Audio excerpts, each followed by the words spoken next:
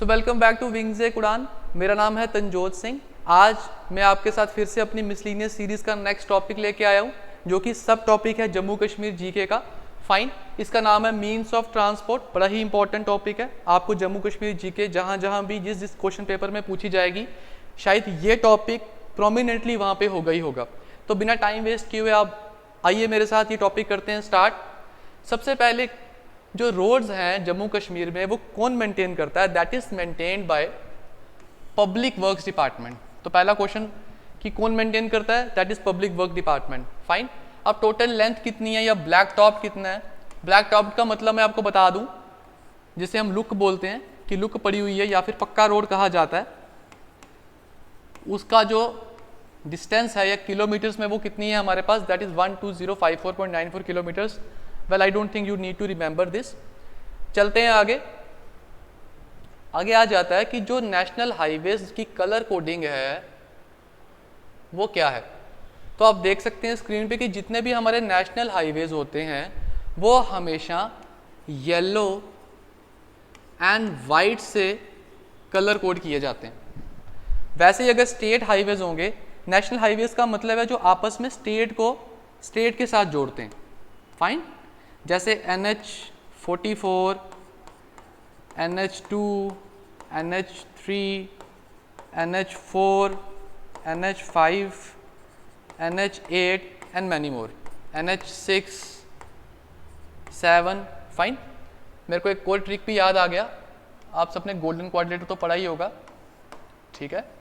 तो golden quadrilateral में national highways को याद रखने का ट्रिक क्या है? यहाँ पे 2 है, यहाँ पे 3 है, यहाँ पे 4, यहाँ पे 5 के साथ ही 15, 3 के साथ ही 8। और अगर क्वेश्चन पूछ ले मोस्टली इलेक्ट्रीफाइड नेशनल हाईवे कौन सा है, तो वो हमारा आ जाता है नेशनल हाईवे 2। फाइन। तो वैसे ही यहाँ से 7 है, यहाँ से 6 है। अगर आपको गोल्डन क्वाड्रिलेटर आता है, दैट इज यहाँ पे मुंबई, यहाँ पे दिल्ली, यहाँ पे कोलकाता और यहाँ पे इसका 4th टर्मिनल। तो अगर आपको गोल्डन क्वाड्रिलेटर पता है तो आपको पता चल जाएगा कि जब मैं अपनी गाड़ी को यहाँ से यहाँ या यहाँ से यहाँ लेकर जा रहा हूँ तो मैं मोस्टली कौन से नेशनल हाईवे पे ट्रैवल कर रहा हूँ? नेशनल हाईवे 2 पे। वैसे यहाँ से यहाँ आ रहा है, मुंबई थाने तक आ रहा है तो नेशनल हाईवे 3। वैसे यहाँ से नीचे को आ रहा है तो 4, यहाँ से यहाँ को जा रहा है 5। फाइन। तो ये एक छोटा सा ट्रिक है नेशनल हाईवेज को मेमोराइज करने के लिए, ठीक है? आपको अभी इस टॉपिक में वैसे इसे पढ़ने की खास ज़रूरत नहीं है। हम पढ़ रहे थे highways and that is colour code of India. उसमें मैंने आपको बताया कि जो नेशनल हाईवेज, मैंने जितने भी नेशनल हाईवेज बताए, इस सब का कलर क्या है? Yellow and white. Yellow and white क्यों? क्योंकि ये आपस में स्टेट्स को कनेक्ट कर रहे हैं। फाइन। आपस में जो स्टेट्स को या यूटीज को कनेक्ट कर रहे हैं, उन नेशनल हाईवेज की कलर कोडिंग कैसे की जाती है? That is with the help of yellow and white colour. Okay. वैसे जो आपस में स्टेट्स को कनेक्ट करते हैं उन्हें हम कलर कोड करते हैं ग्रीन प्लस वाइट के साथ। और जो सिटी या डिस्ट्रिक्ट रोड्स को कनेक्ट करते हैं उन्हें हम कनेक्ट करते हैं, वैसे हाँ चलो यही पढ़ लेते हैं। जो सिटी और डिस्ट्रिक्ट रोड्स को कनेक्ट करते हैं उन्हें हम करते हैं ब्लैक कलर के साथ। अब कभी कभी ये ब्लैक की जगह ब्लू भी कर देते हैं, तो कंफ्यूज नहीं होना। ब्लू हो या ब्लैक हो, that means either they are connecting city roads और district roads. And last but not the least, जो रेड कलर कोड किया जाता है वाइट के साथ, that is also black with white and blue with white. तो जो रेड कलर कोड किया जाता है हमारा वाइट के साथ, that belongs to the rural roads of India. Fine. इतना पता चल गया फ्रेंड्स। चलते हैं आगे। आगे आता है नेशनल हाईवे जो जम्मू कश्मीर का है, उसका नाम है NH44। उसका नाम है NH44। ये चलता है लाल चौक श्रीनगर से जम्मू तक। फाइन। इसी का नाम था पहला NH1A और वो चलता था उड़ी से जम्मू तक। इतना कंसेप्ट क्लियर हो गया। Earlier was maintained by BRO। What is BRO? BRO is border road organisation. Border road organisation क्या है? ये जम्मू में रोड बनाने के जितने भी प्रोजेक्ट होते थे पहले, सब बॉर्डर रोड ऑर्गेनाइजेशन के पास होते थे। और बॉर्डर रोड ऑर्गेनाइजेशन के खुद में जम्मू कश्मीर के लिए 2 प्रोजेक्ट्स थे, फाइन। एक था प्रोजेक्ट संपर्क और एक था प्रोजेक्ट बीकन। ओके, इतना पता चल गया आपको कि ये मेंटेन कौन करता था पहले, बॉर्डर रोड ऑर्गेनाइजेशन, और इसके कौन कौन से 2 प्रोजेक्ट थे, दैट वाज संपर्क एंड बीकन। चलते हैं आगे। अब हुआ क्या कि ये जो रोड्स मेंटेन करने का काम था ये national highway authority of India ने ले लिया 2017 में। कब ले लिया? 2017 में।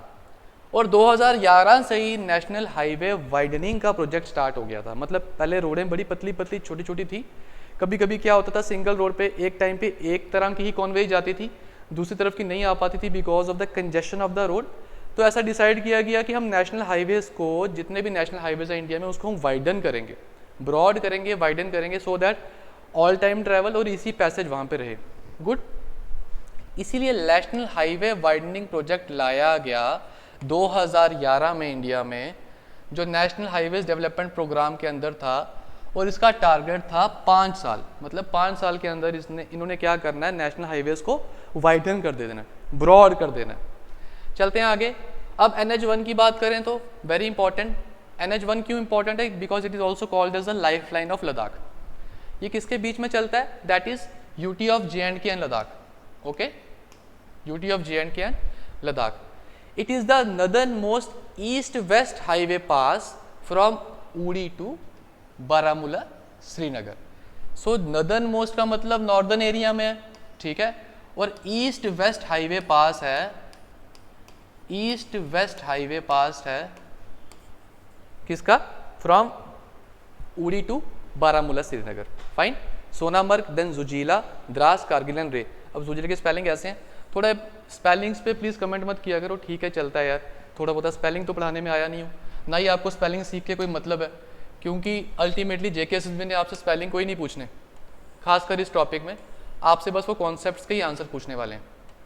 कहीं मेरे भाई स्पेलिंग कमेंट करते हैं ये स्पेलिंग गलत है, कॉन्शियस की स्पेलिंग गलत है, ये गलत है, ठीक है, प्लीज़ डोंट माइंड। हाँ, नेक्स्ट आ गया NH 501-701 की थोड़ी सी इन्फॉर्मेशन में लेके आया हूँ, ठीक है। वो इन्फॉर्मेशन क्या है कि 501 के स्पर रोड है किसकी? NH1 की। तो NH1 हमने ऑलरेडी पढ़ लिया, that was life line of Ladakh. अब स्पर रोड का मतलब क्या है? स्पर रोड का मतलब है सपोज ये कोई नेशनल हाईवे है, ठीक है, ये नेशनल हाईवे है हमारा,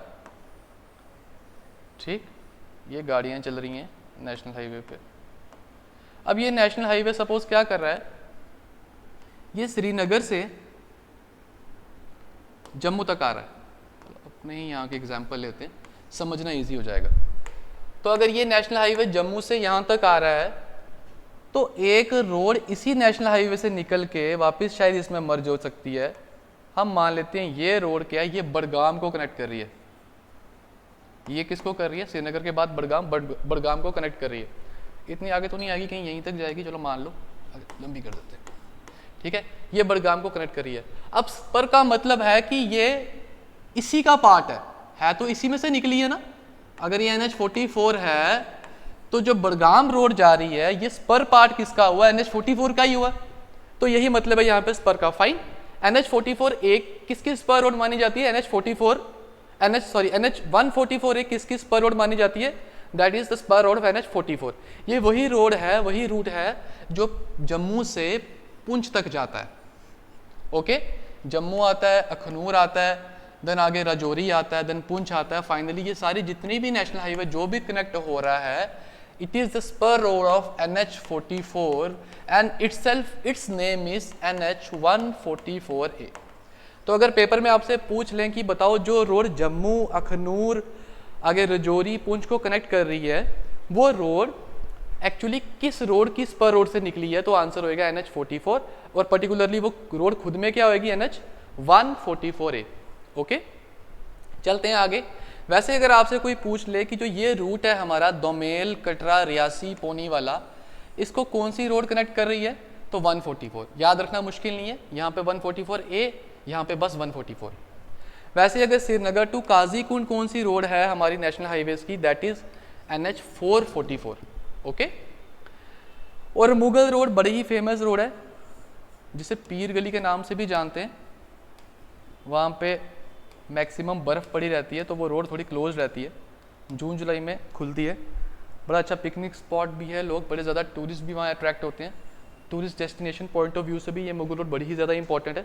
अगर मैंने पढ़ाया टूरिस्ट डेस्टिनेशंस, वैसे भी आप पढ़ चुके हैं ऑलरेडी, तो मैं उसमें आपको सारा बता दूंगा। अभी के लिए याद रख लो कि जो मुगल रोड है वो बफल्यास से शोपियाँ जाती है, ठीक है।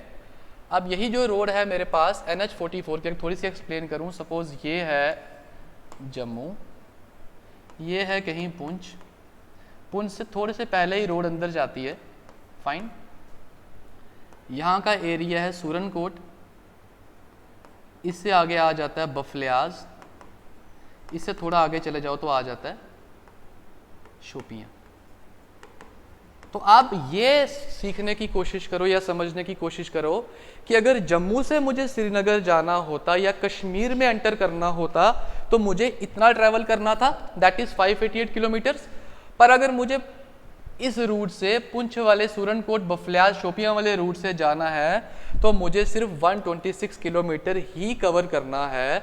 इसीलिए ये रोड बड़ी ही इंपॉर्टेंट है। हिस्टोरिकल बैकग्राउंड की हिसाब से भी जब पर्शियन या अरेबिक ट्रेड होता था हमारे साथ बाकी कंट्रीज़ का स्टार्टिंग में, तो खासकर जो ट्रेड रूट वो लोग जो चुनते थे वो यही रूट था, ठीक है। तो ये हिस्टोरिकल पॉइंट ऑफ व्यू से भी बड़ा इंपॉर्टेंट रूट है, ओके। तो मुगल रोड बफल्यास से शोपियाँ, इसको नमक रोड के नाम से भी जाना जाता है। दूसरा न्यूमेरिकल ये भी आपसे पूछ सकते हैं। और डिस्टेंस मैंने आपको बता ही दिया, 588 किलोमीटर से 126 किलोमीटर तक ये डिस्टेंस कम कर देता है। और ऑफ कोर्स टाइम तो कम करता ही है, ठीक है ना। अगर श्रीनगर जाते हुए यहाँ से मिनिमम 5-6 घंटे लगते हैं, तो वहाँ से श्रीनगर जाते हुए आई गेस 2 से 2.5 घंटे ही लगते हैं बस, ओके। वो भी थोड़ी रोड ख़राब है, इसलिए अगर रोड अच्छी हो जाए तो कल को उससे भी कम टाइम लगेगा। चलते हैं आगे नेक्स्ट स्लाइड की ओर।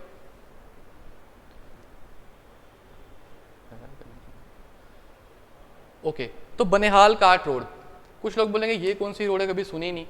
तो ये बड़ी ही कॉमन रोड है हमारे लिए, हम रोज़ ही अक्सर जम्मू वाले इस रोड से निकलते हैं। तो जो जीवल में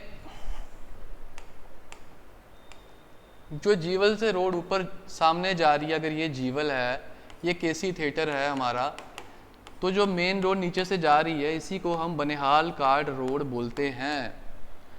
पुराने ज़माने में राजा महाराजा के टाइम पे ये रोड सिर्फ एडमिनिस्ट्रेटिव पीपल के लिए या इंपॉर्टेंट पर्सन्स के लिए ही खोली जाती थी, लेकिन with the time of passage इसको कॉमन टू पब्लिक कर दिया गया, फाइन।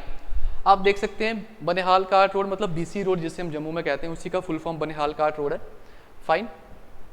बनिहाल जगह का नाम है और काट मतलब कि उस पर पहले घोड़ा गाड़ी ज़्यादा चलती थी तो काट रोड नाम पड़ गया, ओके। अब ये जो बनिहाल काट रोड है ये एक्चुअली महाराजा गुलाब सिंह जी ने बनवाई थी, फाइन, अपने एडमिनिस्ट्रेटिव वर्क्स के लिए या फिर जो भी काम रहा होगा। इम्पॉर्टेंट रूट थी, मतलब कि इम्पॉर्टेंट ही होगी कि लोगों के लिए, आम लोगों के लिए बंद थी, बस स्पेशल लोगों के लिए रोड थी ये, ओके। तो ये बनवाई थी महाराजा गुलाब सिंह जी ने। Important question from the point of view of MCQ here. पर ये लोगों के लिए किसके द्वारा खुलवाई गई और कब खुलवाई गई, उसका आंसर है बाय महाराजा प्रताप सिंह जी। एंड कब खुलवाई गई, दैट वाज इन 1922, ठीक है। आज तो ये विद टाइम बड़ी ही अच्छी होगी, ऐसा कोई सिनेरियो रहा नहीं है, पर आपको समझाने के लिए कि उस टाइम ये रोड कैसी हुआ करती थी, ये पहाड़ कैसा हुआ करता था, इस एरिया का मैंने ये पिक्चर आपके साथ शेयर की है तभी, फाइन। तो बनिहाल का रोड भी हमने पढ़ लिया, दैट इज महाराजा गुलाब सिंह ने बनवाई थी, लेकिन प्रताप सिंह जी ने इसको पब्लिक के लिए ओपन किया था 1922 में, फाइन। चलते हैं आगे, धार उधमपुर रोड। अब जो मेरे जम्मू के दोस्त मुर्गा खाने के बड़े ही शौकीन हैं वो शायद इस रोड पे कभी पक्का ही गए होंगे। हम सब जाते रहे यहाँ पे घूमने के लिए, उस जगह का नाम है नड। जब मैं भी फर्स्ट टाइम नड पे गया, क्यों मैं बता रहा हूँ, क्योंकि जब मैं भी फर्स्ट टाइम नड पे गया, वो चिकन वहाँ का बड़ा फेमस है वो खाने के लिए, तो मुझे पता चला कि धार रोड भी कोई चीज़ है जम्मू कश्मीर में जो बड़ा इंपॉर्टेंट, जिसका बड़ा ही इंपॉर्टेंट ऑस्पेक्ट है। अब वो क्यों इंपॉर्टेंट मैं आपको बताता हूँ। ये पेन बड़ा नहीं होता एक तो, देखो क्या हुआ है, अगर ये लखनपुर है सपोज, लखनपुर बॉर्डर सबको ही पता है, अगर इससे आगे चला जाऊंगा तो पंजाब आ जाएगा, फिर चाहे आप जलंधर जाएं, अमृतसर जाएं, जहां मर्जी जाएं। जैसे ही लखनपुर से एंटर करता हूँ मेरा प्यारा JNK स्टार्ट हो जाता है, फाइन। स्टार्ट होते ही यहाँ पे पहले कठुआ आ जाता है,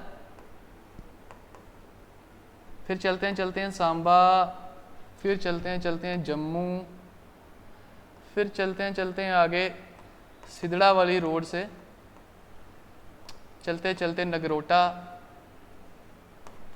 फिर चलते और आगे चलते हैं, फाइनली कहीं जाके हमारे पास उधमपुर आता है। और उधमपुर में है हमारी आर्मी की नदन कमांड। फाइन, उधमपुर में आर्मी की हमारी है नदन कमांड। तो इंडिया की one of the biggest commands में से जो एक है, खासकर टेरिटोरियल कमांड, वो है नदन कमांड, जो पड़ती है उधमपुर में। अब अगर उधमपुर में नदन कमांड पड़ती है तो आर्मी वालों को बड़ी ही ज़रूरत रहती है कॉन्वॉय को पास करवाने की, CONVOY, कॉन्वॉय, ओके, स्पेलिंग इधर उधर हो सकते हैं। तो कॉन्वॉय चलती रहती है आर्मी की, पर अगर मैं आर्मी की कॉन्वॉय को हमेशा यहाँ से लेके आऊँगा तो वो कॉन्वॉय क्या करेगी, कॉन्साइड करेगी हमारे लोकल ट्रैफिक के साथ, जो ट्रैफिक इंटर स्टेट ट्रैफिक भी होने वाला है या फिर इंटर डिस्ट्रिक्ट ट्रैफिक भी होने वाला है ना, और इंटर स्टेशन ट्रैफिक भी होने वाला है। वो ट्रैफिक कोइंसाइड कर जाएगी। तो कभी कभी तो इसीलिए धार रोड का इन्वेंशन किया गया। धार उधमपुर रोड बेसिकली ये आर्मी के लिए डिज़ाइन की गई रोड थी, जहाँ पे लखनपुर से एंटर होते ही ऑप्शन मिलता है यहाँ एंट्री मारने का, और बारों बार मैं कहाँ पहुँच जाता हूँ, अपने उधमपुर में। फाइन, तो ये है, it is a defence road, तभी इसका नाम डिफेंस रोड पड़ा। वैसे पठानकोट से भी स्टार्ट हो जाती है, पर मैंने आपको यहाँ से समझाया, ठीक है। तो डिफेंस रोड इसका नाम पड़ा, पठानकोट टू उधमपुर वाया धार, ठीक है। अब पठानकोट से जाती है नहीं, आई एम नॉट श्योर, क्योंकि मैं खुद यहाँ से ही गया हूँ, ओके। वाया धार, धार क्या है, धार जगह का नाम है, ये पूरी रोड का इसलिए नाम क्या दे दिया है, धार दे दिया है। फाइन, ये आप देख सकते हैं, ये उधमपुर का स्टेशन है, ये हमारा NH1 है, दैट इज NH44 जा रहा है ऊपर। तो धार रोड का क्या सीन है, धार रोड कहीं यहाँ से जा रही है, ये यहाँ से जा रही है, घूम के कहीं उधमपुर पहुँचती है, ओके। तो मतलब कि ऑल टाइम कनेक्टिविटी, आर्मी की कनेक्टिविटी के लिए ज़्यादातर वैसे ट्रक्स भी वहीं से पास किए जाते हैं। हैवी ट्रक जो होता है, जो लोड होता है, जो सारा सामान यहाँ से या बाहर की स्टेट से होता हुआ श्रीनगर तक पहुँचता है, हमारा कार्गो एंड अदर्स, उनके लिए भी ज़्यादातर यही रोड यूज़ की जाती है। क्योंकि अगर ये रोड, अगर सारा वो ट्रक वाले सारे यहाँ पे, आर्मी वाले सारे यहाँ पे आ जाएंगे, तो ये रोड एक्स्ट्रा बिजी हो जाएगी, यहाँ पे ट्रैफिक जैम बहुत हो जाएगा। तो इससे हमारी सिटी का जो ट्रैफिक है वो बहुत कंजेस्टेड हो जाएगा और बड़ा मुश्किल हो जाएगा कंट्रोल करना। तभी इस रोड की इन्वेंशन हुई। तो आप समझ सकते हैं, इसीलिए इसको क्या बोलते हैं, डिफेंस रोड बोलते हैं, and that is Pathankot to Udhampur via Dhar. Fine, तो ये मैंने डायग्राम आपके लिए गूगल मैप से उठाई थी कि आपको एग्जैक्टली बता सकूं धार रोड कैसे जाती है और कहाँ ख़त्म होती है। फाइन, चलते हैं फ्रेंड्स स्लाइड में नेक्स्ट।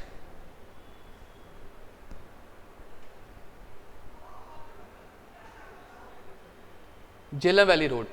तो झेलम वैली रोड कोई नई रोड नहीं है, ये वही रोड है जो आपको जम्मू से श्रीनगर लेके जाती है। इसकी खासियत क्या है कि ये 1889 में कंप्लीट हो गई थी।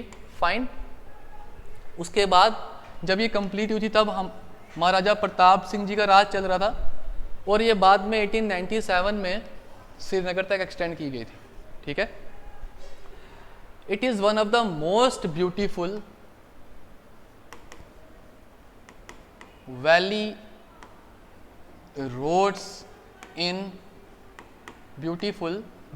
in इंडिया और प्रोमिनेंटली इन J&K।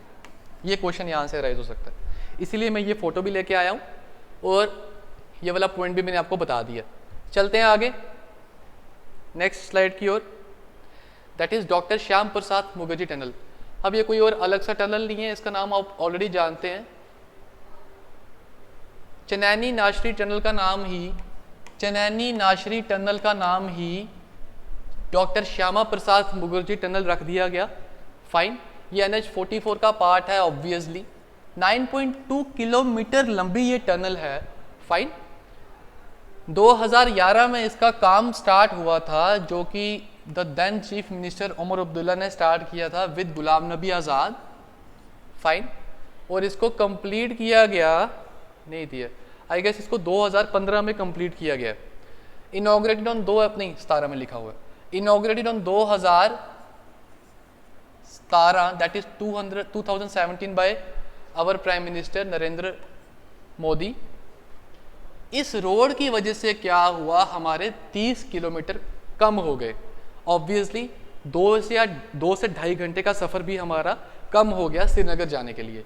और अगर क्वेश्चन आ जाए कि first tunnel in India with fully integrated control system कौन सा है, तो वो आंसर यही बनता है हमारा, that is doctor Shyam Prasad Mukherjee tunnel. ठीक है, अब आप सब ने कहीं ना कहीं पत्नी टॉप तो सुना ही होगा, पत्नी टॉप, सनासर, उससे पहले कुद। ठीक है, तो ये रोड वही थी जो चनैनी के पास से कुद चली जाती थी, कुद से फिर पत्नी टॉप से आगे होते होते होते ये रामबन में मिलती थी, जो ये ओल्ड रूट था। लेकिन क्योंकि ये टनल बन चुका है तो ये जो जितना भी ये रूट मैंने बताया, ये सारा अब क्या है, ये सारा रूट कट गया और चनैनी से सीधा हम कहाँ चले जाते हैं with the help of this tunnel to Ramban. Fine, तो यही रूट इसने काटा है, 30 किलोमीटर का डिस्टेंस काट दिया और 2 से 2.5 किलोमीटर हमारा सफ़र कम कर दिया। फाइन, तो ये आपने पढ़ ली इन्फॉर्मेशन सारी डॉक्टर श्यामा प्रसाद मुखर्जी टनल के बारे में। चलते हैं अपने नेक्स्ट स्लाइड की ओर। नेक्स्ट में हमारे पास आता है जवाहर टनल। जवाहर टनल वही है जो टनल स्टार्टिंग में जब ये टनल बना था तो इसको कुछ लिमिटेड टाइम के लिए ही लोगों के लिए खोला जाता था, दैट इज़ आई गेस सुबह के 8 बजे से शायद शाम को 6 बजे तक के लिए। ठीक है, पर विद टाइम ये ऑल वेदर कनेक्टिविटी के साथ ऑल टाइम लोगों के लिए खोला जाना लगा। ठीक है, इसी को बोलते हैं बनिहाल टू काजीकुंड, बनिहाल जवाहर टनल या काजीकुंड टनल भी बोला जाता है। ठीक है, लोकल लैंग्वेज में। NH44 पे है, 2.8 किलोमीटर्स का ये टनल है। 22 दिसंबर 1956 तक ये चल रहा है। और मैंने आपको ऑलरेडी बताया था कि ब्रो के, that is border road organisation, जो 1960 मई में इंडिया में आई थी, जिसे बनाया गया था बॉर्डर रोड्स को मेंटेन करने के लिए और कंस्ट्रक्ट करने के लिए 1960 मई में, उस बॉर्डर रोड ऑर्गेनाइजेशन के खासकर जम्मू कश्मीर में 2 प्रोजेक्ट थे। One was project Sampark and other was project beacon. तो स्पेशली जो जवाहर टनल आपने पढ़ा, it comes under the beacon project of BRO. Beacon project of BRO, BRO means border road organization. Fine, चलते हैं आगे नेक्स्ट स्लाइड पे। Okay, तो next आपके पास आ गया Banihal Qazigund road tunnel. The road tunnel at an elevation of 1790 kilometres, first point, it is 8.5 kilometres long.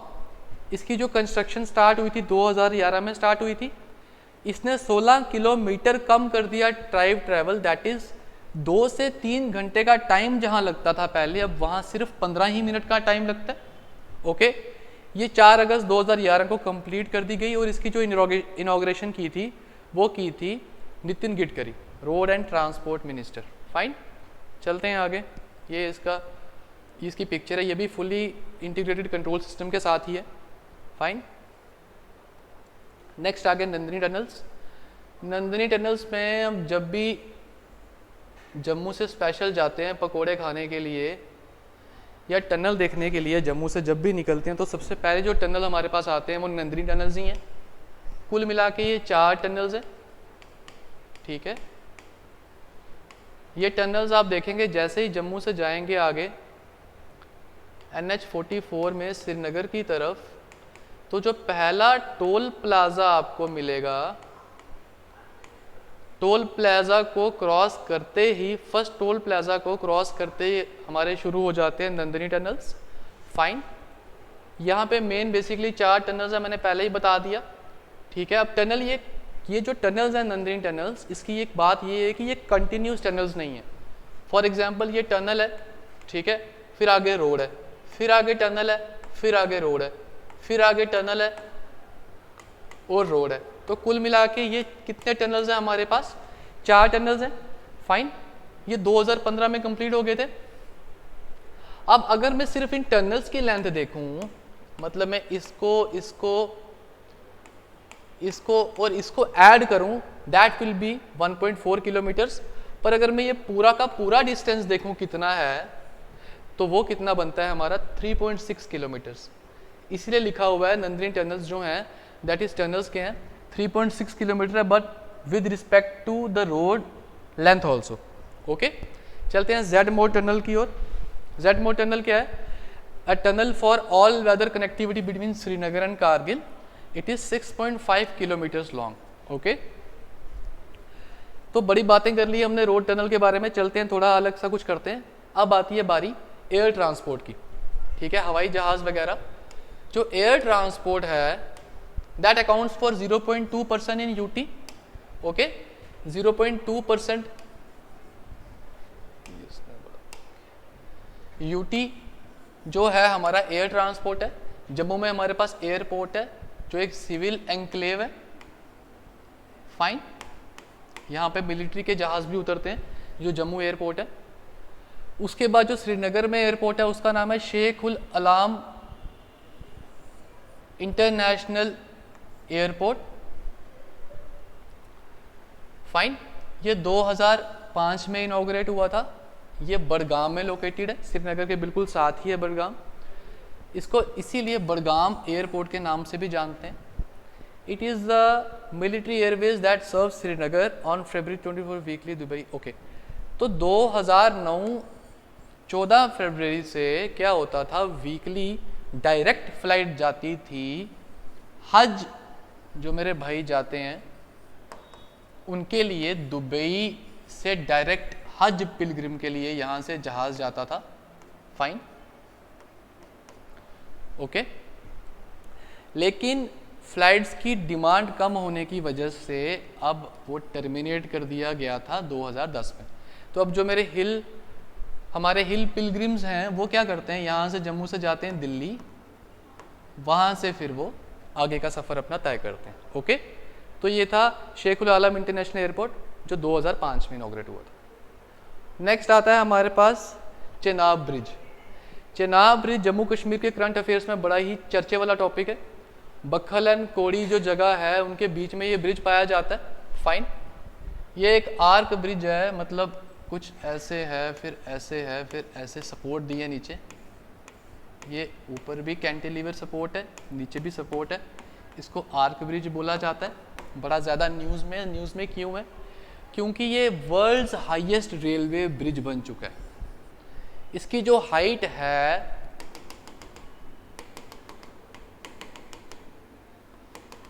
वो सी लेवल से कितनी है, दैट इज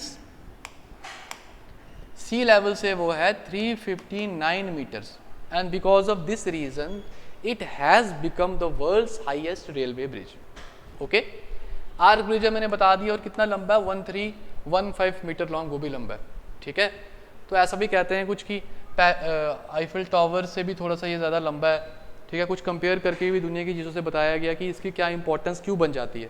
फाइन, जब हम MCQs करेंगे मैं वो भी क्लियर कर दूंगा। अब आता है पीर पंजाल टनल। ये वही है, ये पीर पंजाल टनल वही है जिसमें रेल चलती है, रेलगाड़ी चलती है हमारी, छुक रेलगाड़ी। फाइन, ये बहुत लंबा टनल है, दैट इज़ 11.21 किलोमीटर का। ठीक है, अब आप पूछेंगे ये है कहाँ है? ये वही टनल है जो काजीकुंड से बारामूला तक जो ट्रेन चलती है श्रीनगर में, ये उसी टनल की बात कर रहे हैं। ओके, और एग्जैक्टली अगर आप पूछें तो it is on the south of Qazigund. It is on the south of Qazigund. और इसके बारे में अगर इंफॉर्मेशन दूं तो आई वुड से कि ये जो जम्मू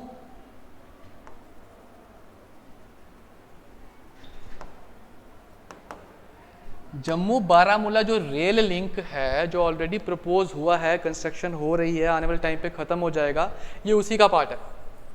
मतलब आने वाले टाइम पे जम्मू से डायरेक्ट बारामूला तक रेल गाड़ी जाने वाली है। जिसमें सफ़र भी अच्छा हो जाएगा, इजी भी हो जाएगा और थोड़ा सा सस्ता भी हो जाएगा। आज आपको पता है कि श्रीनगर जाना हो गाड़ी में तो बड़ा ही खर्चा हो जाता है, लेकिन जब ये सारा ख़त्म हो जाएगा कंस्ट्रक्शन तो हमें वहाँ भी एक आराम मिलेगा।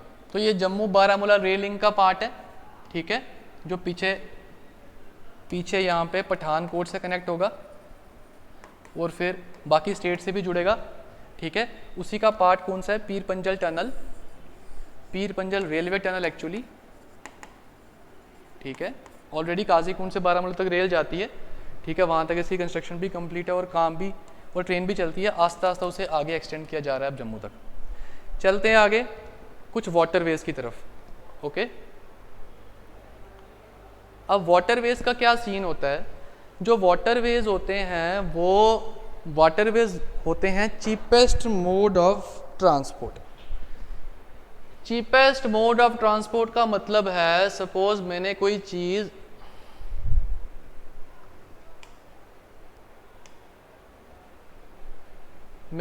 चीज रोड से भेजनी है, ठीक है। अगर मैंने कोई चीज रोड से भेजनी है तो जो गाड़ी उस चीज को लेके जाएगी, जो ट्रक उस चीज को लेके जाएगा, उसके पैसे देने पड़ेंगे, ड्राइवर के पैसे भी देने पड़ेंगे, loading unloading, toll tax and all, fine. वैसे अगर मैंने कोई चीज़ एयर ट्रांसपोर्ट से भेजनी है तो जहाज़ जो होएगा वो यहाँ से उड़ेगा, यहाँ जाएगा, उसमें भी फ्यूल चार्जेस लगेंगे, कार्गो चार्जेस लगेंगे। लेकिन अगर मेरे पास एक समुंदर है, कोई दरिया है जिसमें नेचुरली जिसकी स्लोप ऐसी है और कोई शिप अगर वो उसको वहाँ से कोई शिप अगर उसको वहाँ से सामान को यहाँ लेके आएगी तो वो बड़ा सस्ता पड़ेगा, फ्यूल चार्जेस बड़े कम होने वाले हैं, हैवी लोड ट्रांसफ़र हो सकता है, फाइन। इसीलिए जो वाटरवेज है इंडिया में, ये चीपेस्ट तरीका है अपने कार्गो या अपनी चीज़ों को एक जगह से दूसरी जगह भेजने का। ऑलरेडी हमारे इंडिया में 6 वाटरवेज जो है नेशनल वाटरवेज बन चुके हैं, जिसमें ब्रह्मपुत्रा से लेके असम, धुबरी से लेके नॉर्थ ईस्टर्न स्टेट्स तक कवर हो गई हुई हैं, फाइन। अगर आप चाहते हो मैं कभी आपको बता सकता हूँ अपने ट्रिक्स के साथ वो क्या सिस्टम है सारा। लेकिन फ़िलहाल हमने ये पढ़ना है कि जम्मू कश्मीर में भी 2018 में नेशनल वाटरवेज डिक्लेयर हो चुके हैं। कौन कौन से? Chenab, major river Chenab, major river Indus, Jhelum and Ravi. तो पेपर में पहला क्वेश्चन इसका यही आता है कि जम्मू कश्मीर ने जो डिक्लेयर किए नेशनल वाटरवेज या सेंटर ने डिक्लेयर किए जम्मू कश्मीर में नेशनल वाटरवेज, वो कब किए गए? तो वो किए गए 2018 में। कब किए गए? 2018 में। अगर आपको मैं पूछूं कि इसमें से बताओ झेलम कौन सा वाटरवे है, इंडस कौन सा वाटरवे है, इसके पर्टिकुलरली नाम कौन से हैं, तो इंडस को बोला है वाटरवे 46, चेनाब को बोला है वाटरवे 26, वैसे ही झेलम को बोला है I guess 49 and Ravi is 44। एक minute, let me see. Chenab is 26, fine, Indus was 46, हाँ ठीक है। तो अगर पेपर में आपसे ये पूछ लें कि नेशनल वाटरवे 26 कौन सा है, आप क्या आंसर देंगे? चेनाब। नेशनल वाटरवे 46 कौन सा है? इंडस। 49 कौन सा है? झेलम एंड ऑफ कोर्स 44 कौन सा? रावी। और ये कब डिक्लेयर किया गया national waterway? That was in 2018। मैंने जो रिसेंटली कोई पेपर दिया था शायद JKSSB का, वहाँ ये क्वेश्चन आया था कि 2018, 2017, 2016 या 2015, फाइन। तो फॉर्चुनेटली मैंने ऑलरेडी ये पढ़ा हुआ था तो मैंने वहाँ टिक कर दिया 2018, ठीक है। तो आपने देखा कि कैसे हमने आज अपने इस टॉपिक को कवर किया। दैट